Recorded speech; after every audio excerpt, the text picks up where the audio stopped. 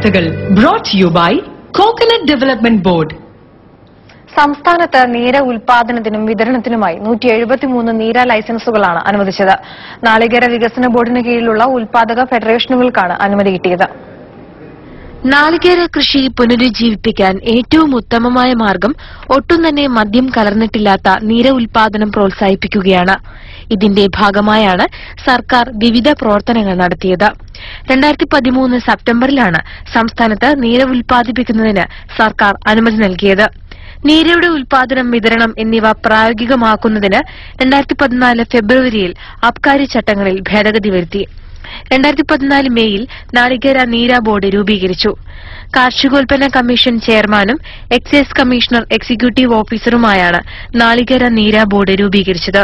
നീരയുടെ ഉൽപാദന വിതരണവും അബ്കാരി നിയമങ്ങൾ പ്രകാരം എക്സൈസ് വകുപ്പിന്റെ നിയന്ത്രണത്തിലായിരിക്കും. കള്ളുഷാപ്പിൽ നീര വിൽപ്പന നടത്താൻ അനുവദിക്കില്ല. കള്ളുചെത്തു മേഖലയിലുള്ളവർക്ക് നീര ചെത്തുന്നതിൽ മുൻഗണന നൽകും. സംസ്ഥാനത്ത് നീര ഉൽപാദനത്തിനും വിതരണത്തിനുമായി 173 നീര ലൈസൻസുകൾ അനുവദിച്ചതാണ് ഏറ്റവും പ്രധാനപ്പെട്ട നേട്ടം. നാളികേര വികസന ബോർഡിന് കീഴിലുള്ള ഉൽപാദക ഫെഡറേഷനുകൾക്കാണ് അനുമതി ലഭിച്ചത്. ലൈസൻസ് ലഭിച്ചതോടെ വിവിധ ജില്ലകളിൽ നീര ഉൽപാദനം തുടങ്ങി വിൽപ്പന ആരംഭിച്ചു.